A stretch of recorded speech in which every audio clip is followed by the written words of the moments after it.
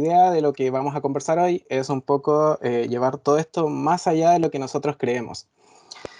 ¿A qué me refiero con esto?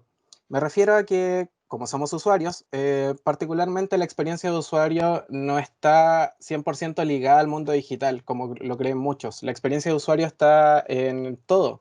La experiencia de usuario está en los servicios que nosotros recurrimos a diario en ciertos lugares, en el supermercado donde vamos, hay experiencia de usuario.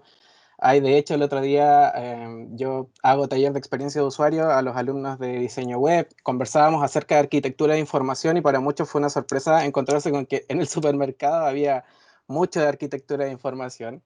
¿Ya? Entonces, la idea es un poco, como les digo, expandir este pensamiento de que la experiencia de usuario está 100% en el mundo digital y extrapolarlo un poco más al mundo real.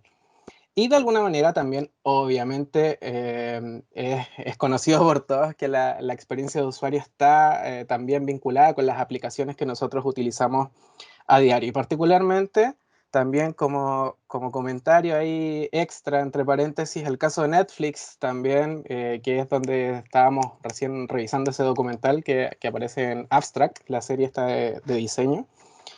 Netflix particularmente comenzó con esto de la experiencia de usuario hace harto tiempo. ¿Y cómo lo hizo? Bueno, apoyado por el Big Data, por los datos, pero particularmente por un eje clave que tiene la experiencia del usuario, que es escuchar lo que el usuario quiere, es poner al usuario en el centro de las decisiones de las cosas que nosotros estamos realizando de alguna manera para lograr éxito. Ya la historia de Netflix se remonta hace muchos años y ustedes lo pueden buscar también en internet. Eh, Porque la historia de Netflix partió al comienzo con un Netflix, una plataforma bastante escueta en títulos, ya tenía como súper poco catálogo para ofrecer a sus usuarios, tenía súper pocos suscriptores, pero tenía algo particular, ¿ya? Ellos estaban recopilando datos de todas las búsquedas que hacían los usuarios, de los pocos usuarios que tenían en Netflix. Eh, Ellos recopilaban datos día y noche. No sé si se han fijado en Netflix también que cuando usan el buscador, por lo general ustedes buscan una película que no está en Netflix y les recomienda el título de la película. Ya eso particularmente Netflix después lo toma en algún momento y dice, sabes que la gente está buscando mucho esta película, ¿por qué no hacemos la gestión y la traemos? La historia de Netflix, particularmente como les digo y como anécdota ahí, parte con un catálogo bien escueto y en algún momento con toda la información que ellos tenían, sabían a qué hora se conectaban los usuarios, sabían cuál era el ritmo con los que los usuarios particularmente consumían series, sabían que los usuarios preferían de alguna manera consumir series de corrido, ya el fin de semana en una maratón en su casa a las 8 de la noche, comiendo ciertas cosas. ¿Ya? Ellos sabían más o menos cuál era el comportamiento de los usuarios. Sabían cuáles eran los actores que les gustaba a la gente, que básicamente la recopilaban a través de la aplicación. Sabían también cuáles eran los actores, cuáles eran las tramas que les gustaba consumir a la gente.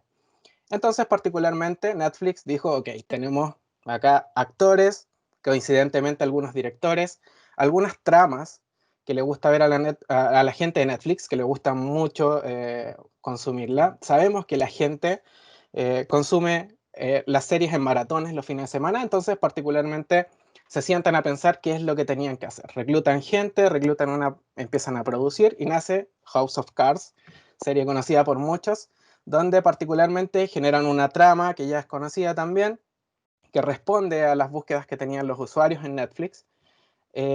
Otra de las cosas interesantes, no liberan capítulo a capítulo cada semana, sino que liberan la primera temporada de una, ¿ya? Le dicen al usuario, mira, te tengo esta serie casualmente para ti, ¿ya? Intencionalmente para nosotros Netflix, te vamos a dar la serie, puedes verla en el fin de semana las veces que quieras, ya tiene tus actores favoritos, tiene tu trama favorita y eso trajo con que Netflix adquiere muchos suscriptores que en el segundo mes se empieza a duplicar, en el tercer mes así, y finalmente genera todo un proceso que va escalando en el tiempo, ¿ya? Así que ahí una cosa un ejemplo claro de cómo escuchar a los usuarios es particularmente algo que te lleva al éxito, ¿ya?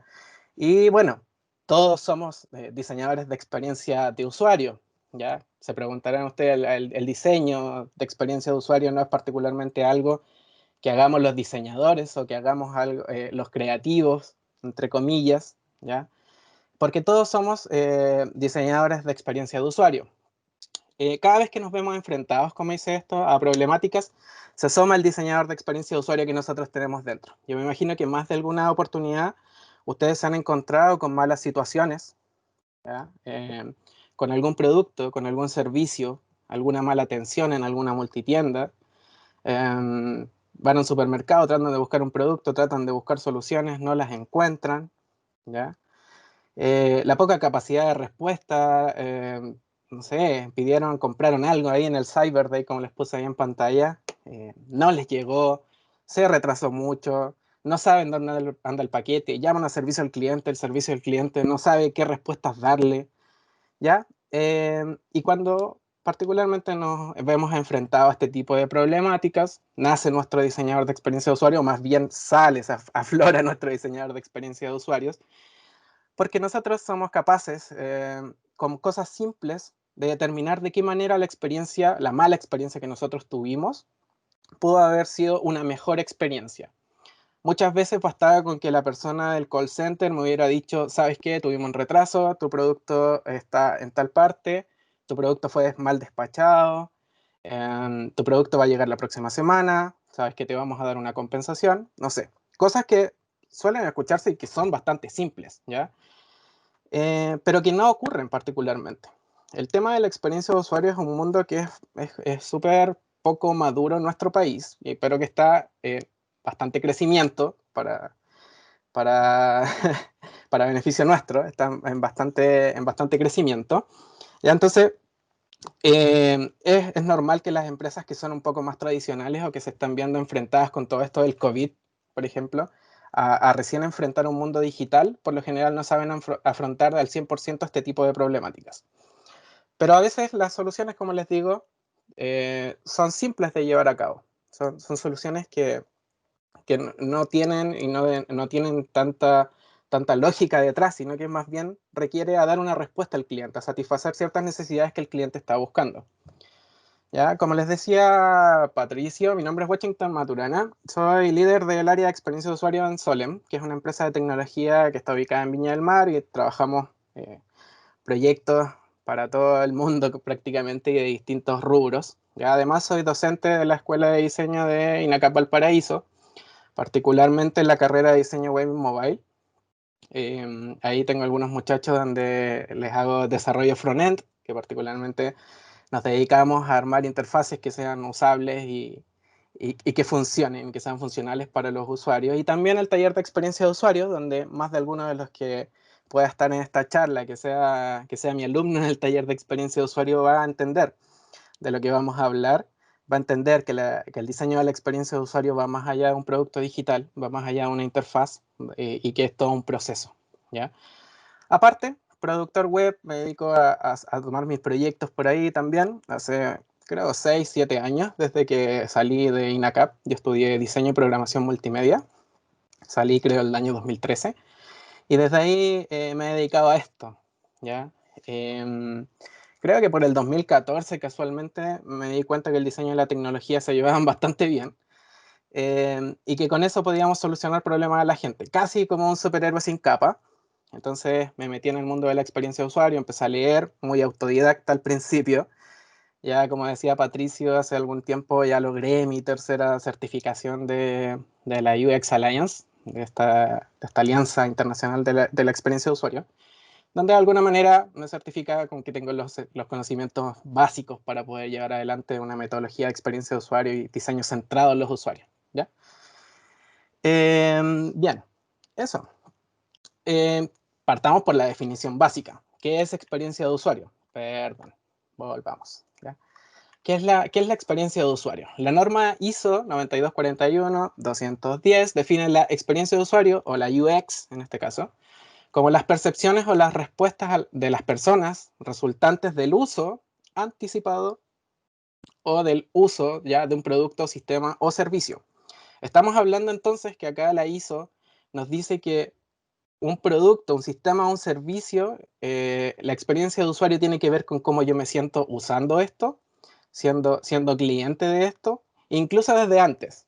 Ya, un ejemplo que yo siempre les doy a mis alumnos del taller de experiencia de usuario, por ejemplo, les digo que la experiencia del usuario en el caso de un cajero automático empieza desde que yo entro al cajero automático, a la sala donde está el cajero automático. Ese es el uso anticipado del servicio, en este caso de un cajero automático.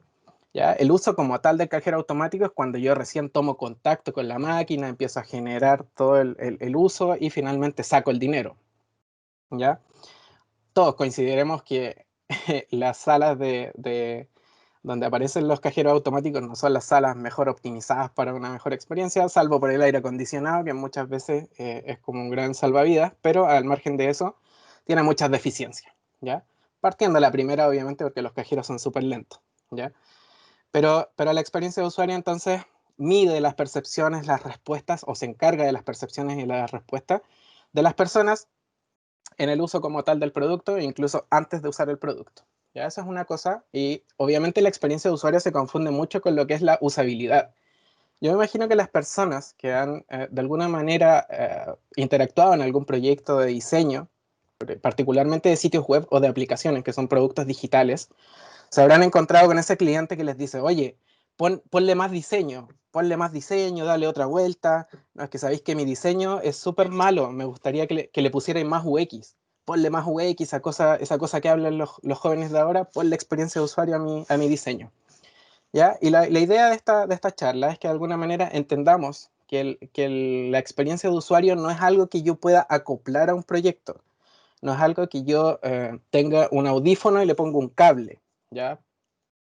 La UX o la experiencia de usuario, en este caso es toda una metodología que nos va a ayudar a llevar adelante un proyecto para, en este caso particular, una aplicación, un sitio web, un producto digital, en el que podamos tratar de reducir las brechas, la fricción de los usuarios con este tipo de productos, hacerla un poco más fácil, un poco más entendible para los usuarios y que obviamente responda a las necesidades que ellos tienen. Por eso tiende a confundirse un poco con la usabilidad, pero la usabilidad por definición dice, según la norma ISO también, que se entiende como la capacidad del producto software, de un producto digital en este caso, para ser entendido, aprendido, usado, resultar también atractivo para un usuario, y cuando se usa bajo determinadas condiciones. La accesibilidad es algo también particular, tiene condiciones limitadas como el tema de la conexión a internet, las personas de tercera edad, las personas que usamos lentes, ya todo ese tipo de cosas tienen que estar considerados en la usabilidad y en la accesibilidad. Y es muy distinto a lo que es experiencia de usuario como tal. Ya hay que mantener ahí esa diferencia. ¿Ya? Y me imagino, y acá la pregunta, ¿quién de ustedes coincide al menos un día sin aplicaciones, sin las aplicaciones que ustedes tienen a diario?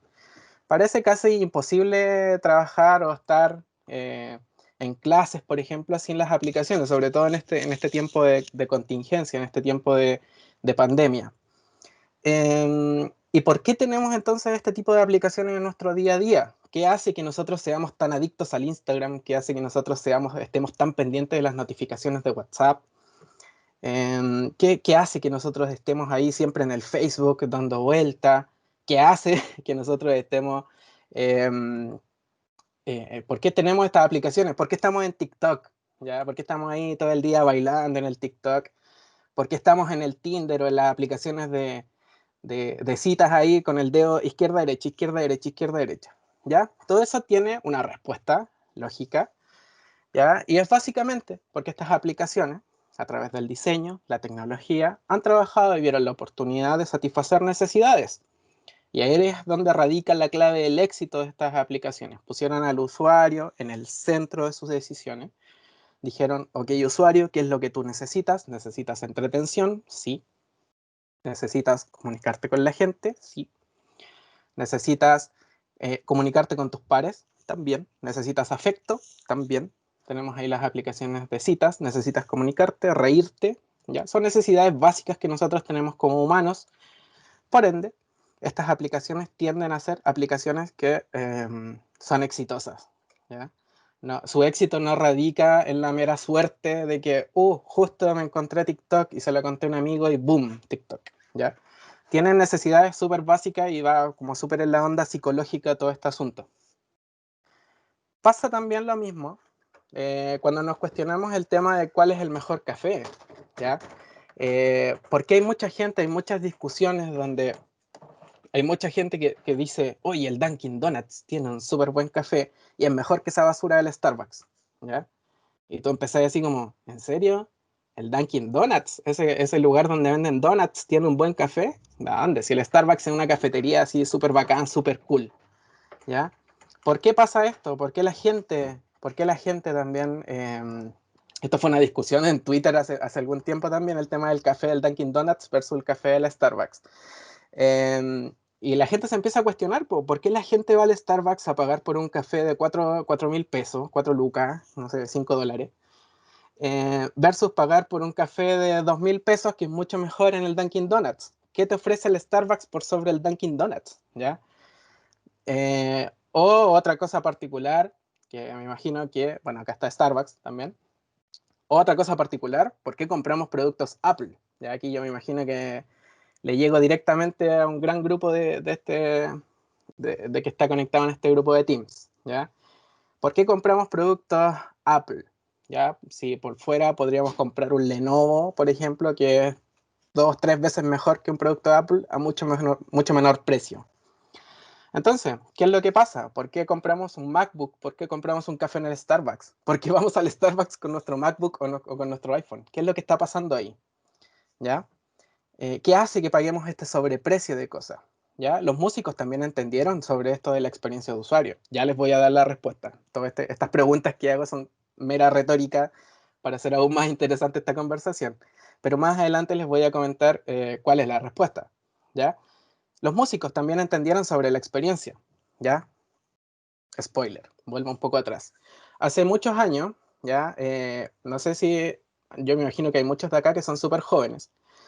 Pero yo creo que los que ya andamos por los 30 nos recordamos de estos software P2P, como el Ares, el Kazaa, el Lime, que nos permitían bajar nuestra música, nuestros videos, nuestras películas, así como free, gratis, ¿ya? Estábamos pirateando, infringiendo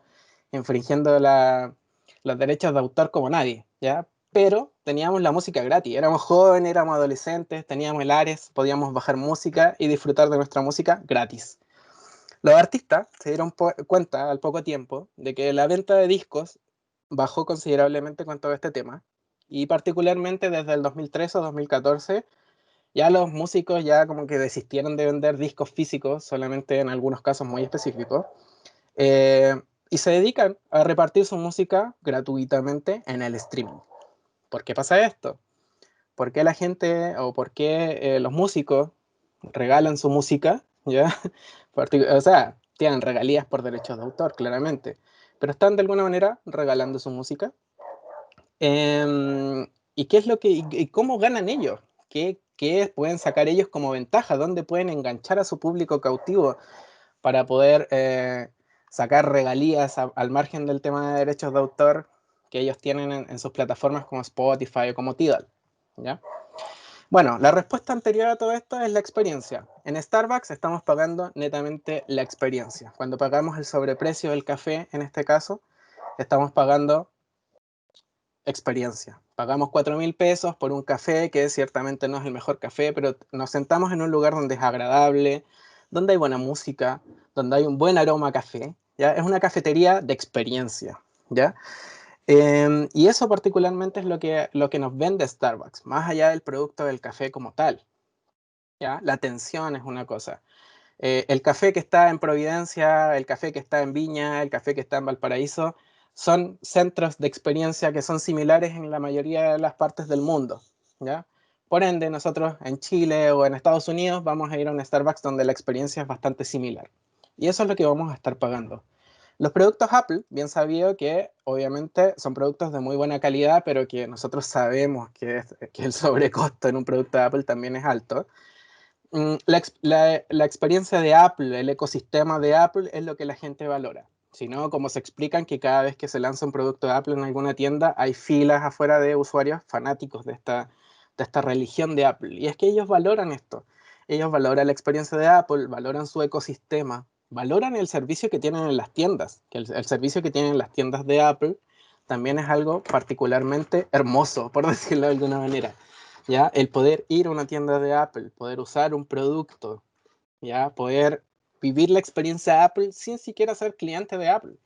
Y es que eso también se traduce en toda esta gente que va al Mac Store acá en Chile. eh, y por lo general tú ves el iPad y lo empiezas a revisar y te encuentras con fotos de mucha gente desconocida que puso su foto de fondo de pantalla. Y es particularmente porque probaron toda la experiencia de Apple en la tienda, ¿ya? En algunas otras tiendas, en los Apple Store directos, ¿no? A través de revendedores como ocurre acá en Chile, puedes reservar citas a través de tu Apple ID. Con tu Apple ID dices, voy a ir a la tienda tal día, a tal hora, y te esperan, ¿ya? Señor Washington, bienvenido a nuestra Apple Store, disfrute de nuestros productos, algo en que le pueda ayudar. A diferencia de las personas que están en el call center del Cyber Day, estos son vendedores que sí tienen entrenamiento para responder a tus preguntas más técnicas y más rebuscadas de un producto de Apple. Tienen la capacidad de resolver dudas, tienen ganas de ayudar y tienen una excelente atención. La experiencia de Apple desde la tienda hasta el producto es algo que nosotros estamos dispuestos a pagar en este sobreprecio. Compramos experiencia en Apple, ¿ya? Y obviamente los músicos también te venden una experiencia. El concierto, ir a un concierto de tu artista favorito, saber que lo tienes a unos cuantos metros, vivir la experiencia de escucharlo en vivo, es una experiencia que nosotros estamos dispuestos a pagar, más allá de que sabemos que lo tenemos en la casa gratis en el Spotify y que podemos escucharlo acostado en la cama, ¿ya? Tenemos condiciones, ¿ya? ¿Y cómo se mezcla todo esto con lo que hemos estado hablando de la experiencia de usuario? ¿Ya? Me imagino que algunos, quizás no todos, han escuchado hablar sobre la pirámide de Maslow.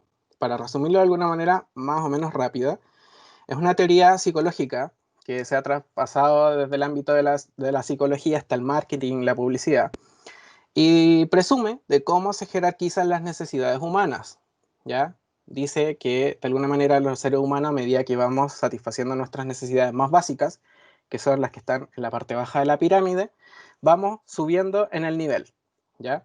Por ende, tenemos necesidades fisiológicas como respirar, hidratarnos, alimentarnos, descansar en la parte más baja. Tenemos más arriba una necesidad de seguridad, una seguridad física, de empleo, de ingresos. Después más arriba tenemos las necesidades sociales, el afecto, la asociación, la aceptación, la intimidad, ¿ya? Y ahí, WhatsApp, Facebook, Tinder, ya empezaron a aprender las alertas, ¿ya? Hay una necesidad social que tienen los seres humanos que necesitan satisfacer, sobre todo en época de pandemia, así que, boom, el boom de las aplicaciones de comunicación en Internet, ¿ya? Necesidades de reconocimiento, tenemos el reconocimiento, el respeto, la confianza, el éxito, boom, apareció LinkedIn también como parte de nuestras aplicaciones. Tenemos necesidad de autorrealización, la moralidad, la creatividad, la espontaneidad, ¿ya? Boom, apareció el Behance por ahí también, ¿ya? No sé si Behance se usa todavía, quizás soy demasiado antiguo para mis cosas. Pero la verdad es que todas las aplicaciones y todas las cosas que hemos conversado antes responden a esto, a una necesidad de los usuarios, responden a que empresas que llevan detrás estas aplicaciones han sabido escuchar cuáles son las necesidades de los usuarios. En este caso, las necesidades más básicas, ¿ya? Pero de alguna manera se resuelven con estas aplicaciones. Tenemos todo y por eso, básicamente, vemos una notificación en Facebook y ¡pum! Desbloqueamos el teléfono, ¿ya? Vemos una notificación en WhatsApp, ¡pum! Vamos al WhatsApp. Bueno, excepto algunos que tienen las notificaciones apagadas, pero en la mayoría de los casos resolvemos cosas, ¿ya? Hay necesidades muy básicas que responden a esto. Y bueno, lo que les estaba comentando recién, porque usamos WhatsApp o Telegram, tenemos necesidades acá de Maslow, ¿ya? Porque utilizamos aplicaciones de cita, estamos de izquierda a derecha, particularmente ahí, ¿por qué las aplicaciones de cita, casi la mayoría se mueven de izquierda a derecha, por lo que me han contado? ¿Por qué se mueven de izquierda a derecha y tenéis que seleccionar casi con los mismos gestos en todas las aplicaciones? Ahí a nuestro amigo Jacob Nielsen y sus heurísticas de usabilidad. Pueden ahí consultar la heurística número 4, que tiene que ver con que los usuarios están más dispuestos a utilizar aplicaciones si es que se parecen a otras cosas que ellos ya saben, más que a aprender cosas nuevas, ¿ya? Por eso responde a que muchas de las aplicaciones de mensajería, también, entre paréntesis, en muchas de las aplicaciones de citas se parecen en su modo de uso, ¿ya? Eh, por eso, ¿ya? Netamente porque el usuario está más dispuesto a utilizar aplicaciones que a lo mejor ya conoce cómo se usan antes de aprender nuevas aplicaciones. Eso como paréntesis. Y bueno, la experiencia de usuario no es más que una mezcla de tecnología, necesidades de los usuarios y objetivos del negocio. Nunca olvidar que la experiencia de usuario responde a objetivos de negocio. ¿Ya? Lo que nosotros tratamos de responder con la experiencia de usuario es negocio. El cliente llega a ti y te dice, sabes, tengo un problema, mi negocio no está vendiendo, estoy en COVID, no puedo abrir, mi ciudad está en cuarentena. ¿Cómo puedo hacer yo para salvar mi negocio? Ese es el problema con que llega el cliente, un problema de negocio. El cliente te dice, tengo un problema, estoy al borde de la quiebra, necesito vender en línea, de la forma que sea. Tú obviamente harás todo tu proceso de investigación, que ya lo vamos a ver en la siguiente slide, pero obviamente tú necesitas resolver el problema de negocio. El cliente pocas veces te va a decir, sabes que yo necesito una aplicación que venda en línea, que tenga tales características, que tenga una pasarela de pago súper super bacán y súper rápida para poder vender, ¿ya? El cliente poco y nada sabe de eso, ¿ya? El cliente llega con una solución, o sea, con un problema que es lo que él sabe, ¿ya? Entonces, la experiencia de usuario, resumiendo, objetivos de negocio, las necesidades del usuario que son súper importantes y la tecnología y bueno, ahora también el diseño. Tecnología y diseño en un conjunto, hacemos experiencia de usuario. ¿Cómo se mezcla esto de la experiencia de usuario en un proyecto real? Yo les he dicho a mis alumnos del taller de experiencia de usuario que la investigación de los usuarios, el escuchar a los usuarios, tiene que ser algo súper transversal en la metodología que nosotros utilicemos para poder trabajar en el diseño de un sitio web, en el diseño de una aplicación, ¿ya? O en el diseño del servicio o el producto que sea. Particularmente hay una metodología que es muy utilizada, que es la metodología del doble diamante, ya que al principio tenemos un problema, que es lo que les mencionaba yo recién. El cliente llega a un problema, nosotros hacemos una investigación, descubrimos ciertas cosas, ¿ya? Después hacemos un análisis, tratamos de definir ciertas cosas, tratamos de llegar a una conclusión del problema, porque probablemente el cliente, entre tanta desesperación, solo llega y dice cosas al azar. Entonces, de alguna manera, nosotros tenemos que ordenar todo esto. Después viene todo un proceso de ideación, ¿ya? De pensar cómo podemos resolver todos estos problemas que nos está diciendo el cliente. De alguna manera, pensar qué es lo que más le conviene más un sitio web, le conviene más una aplicación, le conviene ambas, ¿ya? Porque no necesariamente lo que el cliente te va a decir que necesita es lo que va a resolver su problema. Probablemente está mirando muy lejos de donde está el real problema. Ya entonces ahí en el proceso de ideación nosotros estamos dispuestos a pensar cómo llevar a cabo todo este desarrollo del servicio del producto. ¿Ya? Y después al final vemos la implementación.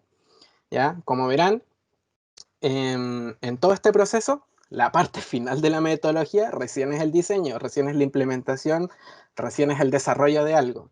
Todas las fases iniciales o todas las fases previas tienen que ver con investigar, con analizar, con ver cuáles son las necesidades de los usuarios y ver de qué manera vamos a responder de la manera más adecuada a estas necesidades, ¿ya? Así que la próxima vez que se pongan a diseñar, sería bueno que empiecen un poquito antes de sentarse en el computador. Yo sé que muchas veces cuando yo estaba estudiando al menos me decían, antes de sentarte en el computador, siéntate con un cuaderno y con un lápiz, ¿ya? Y acá yo les estoy diciendo, antes de sentarte con el cuaderno y con el lápiz, anda un poco más atrás. Empieza a investigar, empieza a ver cuáles son los nichos, haz un benchmark, empieza a comparar, ¿ya? Cuáles son los negocios similares a los de tu cliente y empieza a resolver cómo ven el resto de los competidores también, cómo ven el negocio, cómo lo hacen, cómo resuelven cosas. Probablemente eso haga que se expanda un poco más tu visión, ¿ya? Pero nunca dejes de lado a tus usuarios. Otra de las metodologías que es bastante similar, la metodología de las 4I, que tiene este proceso de investigación, interpretación, interacción y al final la implementación, al final el diseño, ¿ya? Y en todo este proceso, obviamente, siempre investigamos. Investigamos al comienzo, investigamos en el centro, investigamos al final. ¿Ya? Así es como hacemos una metodología. Nada de esto del diseño de interfaces o nada de esto del diseño de sitios web o del diseño de experiencia de usuario es al azar. ¿Ya? Todo acá responde a cosas que son comprobables por nosotros. ¿Ya? Hay una serie de herramientas y una serie de cosas que no vienen al caso ahora detallar, pero que tienen que ver con observar a los usuarios, tienen que ver con conversar con los usuarios, tienen que ver con mirarlos, ¿ya? Y ver cómo se comportan ante ciertas cosas que nosotros les vamos presentando. Y de esa manera vamos tomando apuntes y vamos resolviendo todo este tema de la experiencia de usuario en el desarrollo de un producto, el desarrollo de un servicio, ¿ya? Esta ficha es súper popular.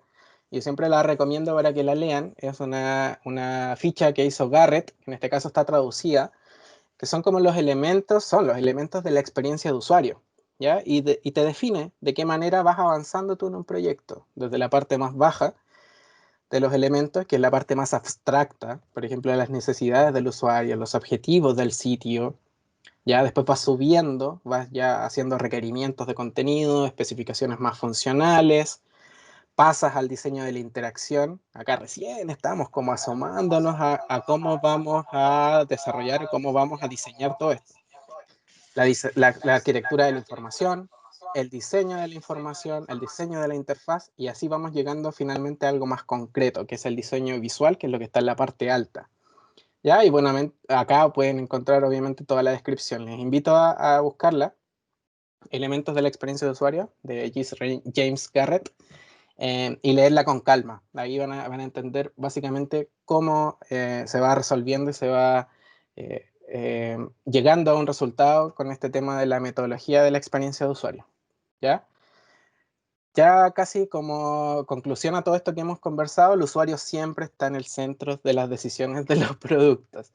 Eh, Hay algunos muchachos que yo siempre he escuchado hablar y que yo en realidad los escucho, más que rebatir con ellos, y que siempre me dicen, no, pero profe, es que el usuario es como súper tonto, ¿ya? Es que no, es que el usuario es súper, ¿cómo no va a entender? Pues si le pusimos un botón grande en rojo que dice compra este producto, ¿cómo no va a entender? ¿Ya? Y a lo mejor a veces hay ciertos factores que ellos están dejando de lado. Entonces, el usuario en este caso no es tonto. El usuario tiene ciertas condiciones, está acostumbrado a ciertas cosas que obviamente nosotros no sabemos, por ende tenemos que investigarlas y tenemos que hacer todo este proceso de metodología para resolver sus necesidades a través de la tecnología y el diseño, ¿ya? Diseñamos, resolvemos, implementamos, pero no sin antes haber investigado, haber pensado siquiera qué es lo que el usuario necesita para resolver sus problemas, ¿ya?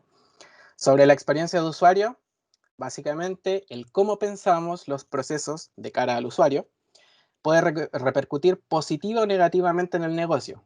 Recuerden nuevamente lo que hablábamos recién. Estamos hablando de negocios, estamos hablando de que el cliente tiene un problema de negocios que tenemos que resolver. Y cuando el cliente problema de negocios, si nosotros pensamos mal los procesos de cara al usuario, probablemente mandemos a nuestro cliente a la quiebra, ¿ya? De forma contraria, si lo pensamos positivamente, probablemente ayudemos a este señor a repuntar en su periodo de contingencia, de pandemia de COVID, por ejemplo, con el caso que les comentaba recién, ¿ya? Eh, Y obviamente mejorar los indicadores del negocio viene desde la experiencia de usuario. Si nosotros hacemos una buena experiencia de usuario, esto trae buenos indicadores para los negocios. Más dinero ya a través de la experiencia de usuario. Algunos malos ejemplos de experiencia de usuario, me imagino que todos se han subido a ascensores o han llamado a los ascensores y todos se han encontrado con que cada fabricante de ascensor arma los controles como él quiere. ¿Ya? En este caso es un malísimo ejemplo de lo que pasa en algunos ascensores cuando lo estoy llamando. Voy arriba, voy abajo, ¿dónde aprieto? Aprieto la flecha, aprieto el botón, ¿ya? ¿Cómo? ¿Cómo lo hago? ¿Ya?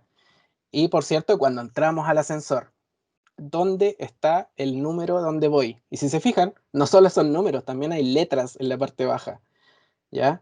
Hay una serie de botones que yo no sabría cómo elegir, que puede hacer que me frustre y termine pateando el ascensor para las personas que tienen un poco menos de tolerancia, ¿ya? Esto pasa mucho con los ascensores y esto también es experiencia de usuario. Estamos enfrentados ante una interfaz, no es una interfaz digital, no es una interfaz que está en la pantalla, pero es una interfaz mediante la cual nosotros le estamos diciendo al ascensor, ok, llévame al piso 5, llévame al piso 10, llévame al piso 20, llévame de nuevo a la planta baja, por favor, le dices a este ascensor. Estás enfrentado a una interfaz que en este caso particular es súper, súper, súper confusa, ¿ya?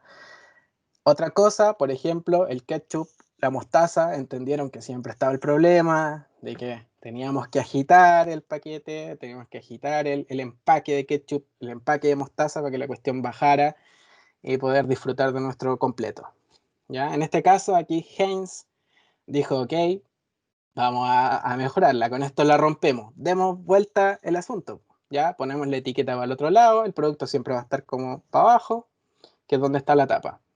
¿Ya? ¿Y qué es lo que pasó con el último producto, el verde? Parece que se les olvidó, ¿ya? Entonces, acá nuevamente hay algunos malos ejemplos, ¿ya? Lo normal es que si Heinz determinó que el producto se veía mejor o funcionaba mejor de la manera que lo estaba haciendo, lo mejor es que quizás hubiese hecho esto para todos los productos y no solo para algunos, ¿ya? El microondas, otro gran dolor de cabeza de la experiencia de usuario. Nos enfrentamos a una interfaz donde tenemos que calentar nuestra comida. Y empezamos. ¿Cómo caliento mi comida? ¿En el modo descongelar? ¿En el modo medio? ¿En el modo alto? Eh, ¿Para qué sirven los números del microondas? ¿Ya? Y bueno, particularmente también los microondas tienen cada fabricante de microondas tiene una interfaz distinta. Algunos muestran hasta la hora. Ya yo no sé qué persona sana y cuerda va a ver la hora al microondas, ¿ya? Pero bueno, y casi siempre está la hora en 12, ¿ya? Porque hay gente que tiende a desenchufarla y se perdió la hora y hay una serie de cosas. Pero al margen de eso, la interfaz del microondas es una interfaz malísima, ¿ya? Malísima porque no se ponen nunca de acuerdo. Entonces, tú vas a tu casa, sabes más o menos, aprendiste de alguna manera súper forzosa, con mucha fricción, aprendiste cómo utilizar el microondas, vas a la casa de tu amigo, a la casa de tu tío, necesitas calentar algo en el microondas y te das cuenta de que la interfaz del microondas es totalmente distinta. De hecho, hay algunos que tienen una ruedita, ¿ya? Y es como otra vez enfrentados a aprender algo nuevo, ¿ya? Una interfaz distinta, una interfaz compleja. ¿Para qué sirve esto? ¿Para qué sirve lo otro? ¿Ya? El caso de los microondas es un mal ejemplo de la experiencia de usuario por eso, porque no existe una unidad ya que estandarice todo este proceso de los microondas. Esta cuestión de acá, que es estas máquinas de autoatención que existen en los malls generalmente para pagar el estacionamiento, ¿ya? También son interfaces complejas y malos ejemplos de experiencia de usuario. Me imagino que más de alguno se ha topado alguna vez con este tipo de máquinas y no sabe qué hacer primero. Dice, bueno, te acercas y la cuestión habla, po. Te dice, oye, bienvenido, pone tu ticket acá, ¿acá dónde? Pone tu ticket y paga, ¿ya? ¿Y dónde coloco el ticket? ¿Cachai? Hay algunos que tienen números, otros que tienen luces, parpadean y una serie de cosas, pero el proceso nunca es fluido y siempre cada una de las máquinas es distinta. Es lo mismo que pasa con los microondas. ¿Ya? Todas las máquinas son distintas, no sabéis nada, ¿ya? No, aquí hay mal ejemplo de experiencia de usuario, ¿ya? Otra cosa, que es también un mal ejemplo, el control remoto de la tele, ¿ya? Son malos ejemplos porque si se fijan, acá en la imagen tenemos 4 control remotos, los 4 son distintos, algunos tienen más botones, ¿para qué? Otros tienen menos botones, ¿para qué? Hay algunos que casi no tienen botones, como el de la derecha, ¿para qué? ¿Por qué? ¿Cómo se usan? ¿Ya? ¿Y de qué te sirve tener tantos botones si cuando tú vas a la casa de tu abuela te dice que quiere ver Netflix? ¿Cómo abre el Netflix? ¿Ya? Particularmente ahora, últimamente, los controles tienen un botón que dice Netflix, ¿ya? Pero aún así los abuelos tienden como a preguntarte, ¿y cómo veo el Netflix? ¿Ya? Eh, entonces acá en los controles remotos pasa lo mismo. Tenemos diferentes controles, diferentes formatos, diferentes botones. ¿Para qué? ¿Ya? Entonces cuestionémonos ese tipo de cosas. Apple dijo, ok, yo le hago más bacán, yo soy minimalista, lo hago con menos botones, ¿ya? Pero igual implica que tienes que aprender a utilizar el control remoto porque es distinto y bastante a todos los otros control remotos que nosotros estamos acostumbrados a utilizar, ¿ya? Así que hay más malos ejemplos. Y ustedes podrían hacer todo este ejercicio de buscar malos ejemplos de experiencia de usuario. Se van a encontrar con muchos. Y me imagino que no solamente en Google, sino que también en su cabeza recordando ciertas cosas donde se han visto enfrentados a este tipo de cosas que generalmente causan malas emociones, ¿ya? Y recordemos, Estamos hablando de negocio, estamos hablando de que la experiencia de usuario va a resolver un negocio. Si yo me veo enfrentado a una mala experiencia de usuario, tengo una mala emoción, genero un desistimiento, desisto de todo este asunto. Ya estoy, imagínate, comprando. Estoy tratando de, hice todo un proceso de experiencia de usuario mal hecho, ya, para un cliente, hice una aplicación súper bacán, súper bonita, y el cliente se ve enfrentado a esto, a una mala experiencia, ya, tiene una mala emoción porque se siente frustrado, no encuentra la cuestión que quiere, desiste, no compra, ya. Al contrario, si genero una buena emoción en el usuario, ya, si el usuario va y de alguna manera encontró súper rápido lo que estaba buscando y pudo hasta comprarlo, emoción positiva igual compra, ¿ya? Ahí está un tema psicológico en este asunto de la experiencia de usuario, tratando de llevarlo un poco más. Malos ejemplos de experiencia de usuario. Acá un baño donde le dijeron, sabes que tienen que caber tantas cosas en el baño y tienes que hacerlas caber como sea, ¿ya? Mala experiencia. ¿Cómo se usa eso? O incómoda experiencia diría ya, más que mala, ¿ya? Y acá también, ¿hacia dónde voy? ¿Ya? La sala 101, la 103 está hacia la derecha, está hacia la izquierda. ¿Tengo que ver la flecha de arriba o tengo que ver la de abajo? ¿Ya? Entonces acá, confusión nuevamente. En la señalética, ya verán, nuevamente, también hay un tema de experiencia de usuario. ¿Cómo hacemos, cómo diseñamos las señaléticas para que sean claras? Y acá me voy a colgar. Como para los que sean más entusiastas y quieren meterse en este asunto de la experiencia de usuario, cómo aprender experiencia de usuario, ¿ya?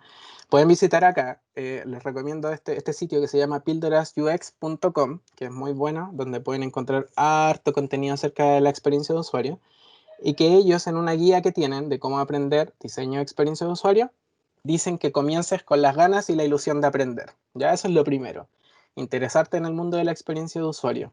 Aprender la teoría, obviamente, que es lo que hemos estado hablando un poquito ahora, todo este tema de la teoría un poco más psicológica, de qué es la experiencia de usuario.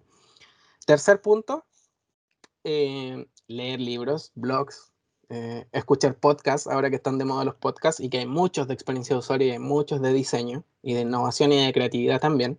Ver este tipo de charlas como las charlas de INACAP, Conéctate. eh, Todo este tipo de instancias finalmente nos ayudan a alimentarnos, a nutrirnos de conocimiento que nos va a servir, ¿ya? Después en algún proceso, ahora ustedes que están como en este proceso, o la mayoría que están en este proceso como de aprendizaje, de estar en clases y que tienen que hacer proyectos y que tienen que hacer cosas interesantes en sus ramos, en sus asignaturas, poner en práctica todo lo que hemos aprendido es un gran paso para llevar ya esta parte más teórica a algo concreto. Crea tu propio portafolio, difunde el conocimiento. Como dice acá el número 6, asistir a los eventos de experiencia de usuario, vayan, asistan, aunque no participen al comienzo, solo escuchen, solo escuchen. Nadie los obliga a hablar, ni participar, ni decir nada, ni intervenir. Vayan, escuchen, ahora que están este tipo de charlas también, vayan y escuchen, conéctense, estén ahí presentes. Ya eso es primordial. Ya van a ver que con el tiempo se van a ir soltando y van a empezar a hablar de este tipo de cosas. Número 7, no menos importante, controlar el ego y ser humildes. ¿Ya? Nosotros los diseñadores tenemos fama de ser ególatras. Y en el caso mío, que soy diseñador y además soy Leo, ¿ya? Doblemente. Pero controlar el ego y ser humilde es algo súper importante en este sentido, ¿ya? Porque no lo sabemos todo, ¿ya? Yo tampoco lo sé todo. De hecho, hice una recopilación entre todas las cosas que he leído y aprendido para tratar de mostrarles a ustedes que la experiencia de usuario va un poco más allá de las aplicaciones. Pero yo no lo sé todo, ¿ya? Y probablemente su compañero tampoco lo sabe todo y probablemente ustedes tampoco lo sepan todo. Sean capaces de compartir, ¿ya? De compartir de todo lo que ustedes aprendan, cuéntaselo a tu compañero, convérsenlo, debátanlo y así vamos haciendo crecer esta comunidad. ¿Ya? Hagan sus portafolios de trabajo, generen trabajos quizás ficticios, pero que les ayuden a desenvolver ciertas herramientas. Y de nuevo, el punto número 8, iterar el proceso, comenzar de nuevo. Seguir siempre en el aprendizaje, seguir siempre nutriéndose, seguir poniendo en práctica todo el asunto y finalmente ir creando portafolios, asistir a eventos y así. Así, una y otra vez, ¿ya? Porque este mundo de la tecnología y este mundo del diseño se mueve muy rápido. Y de hecho, si ustedes se ponen a buscar en internet tendencias de diseño 2021, probablemente las del 2021 ya están aplicadas en el 2020, ¿ya? Las tendencias del 2022 van a ir siempre como atrasadas al 2021. Entonces, este mundo avanza tan rápido que finalmente es tarea de ustedes mantenerse ahí al día y aprendiendo y ejercitando y todo lo que les dije una y otra vez. ¿Ya? Algunos ejemplos, algunos buenos ejemplos ya como para terminar de la experiencia de usuario. Robert, acá abajo les dejé el link de donde extraje estos buenos ejemplos de experiencia de usuario. ¿Ya? Robert es una de ellas, una aplicación que te ayuda a cuidar a tus mascotas cuando tú te vas de viaje. ¿Qué tendrá? Ustedes me preguntarán qué tiene esto de especial con respecto a una guardería canina, una guardería de mascotas de las que encuentro en Villa Alemana, por ejemplo. Sin menospreciar a Villa Alemana. Fue lo primero que se me ocurrió. Bueno, prácticamente acá existe una aplicación donde yo puedo saber cuál es el estado de mi perro, ver a mi perro, ¿ya? Hay una persona que es capaz de mostrarme a mi perro en tiempo real, si es que yo quiero, para asegurarme de que el perro esté bien. Entonces hay una sensación y vemos ahí una de las necesidades básicas que yo les mostraba en la pirámide de Maslow, que es la confianza, ¿ya? Ustedes tienen que ver acá que hay un factor confianza, ¿ya? Yo, ¿qué hago? ¿Qué hace que yo deje a mi mascota con Robert versus una guardería tradicional? Factor confianza. Robert me entrega una serie de herramientas y cosas digitales, en este caso, que me permiten mantener mi confianza ahí presente mi confianza y tranquilidad, ¿ya? Con esta aplicación. Entonces, este es un buen caso de experiencia de usuario. Otro buen caso, que también está extraído de este mismo link, es Duolingo, ¿ya? ¿Qué se preguntarán ustedes? ¿Tiene diferencia Duolingo versus otras aplicaciones que yo conozco por ahí que también enseñan idiomas? Bueno, prácticamente en Duolingo tú cuando comienzas no necesitas crear una cuenta, seleccionas 3 pasos y ya estás aprendiendo un idioma, ¿ya? A diferencia de otras aplicaciones donde tienes que registrarte, tienes que poner la tarjeta de crédito, tienes que hacer una serie de cosas antes de empezar a aprender el idioma como tal. Duolingo te dice, ok, usa, usa nuestra aplicación, aprende el idioma y una vez que estés convencido, hazlo. Lo que hablamos recién, generan una emoción positiva porque tú estás en Duolingo, la descargas, empiezas, configuras tus pasos, empiezas a aprender inglés, por ejemplo, o alemán, por ejemplo, empiezas a aprender el idioma y dices, oh, qué buena onda Duolingo, me dejó aprender el idioma sin registrarme y sin poner la tarjeta de crédito. Qué buena onda, ¿cachai? Buena emoción, ¿ya? Y que finalmente después se transforma en que probablemente tú vas a registrarte y le vas a decir a Duolingo, ¿sabéis qué? Me convenciste, ya. Dale, ahí tenéis mis datos, genera mi cuenta. ¿Ya? Estos son buenos ejemplos de experiencia de usuario porque generan buenas emociones que más adelante probablemente se van a transformar en negocio, se van a transformar en que yo voy a comprar algún plan de Duolingo, por ejemplo. ¿Ya?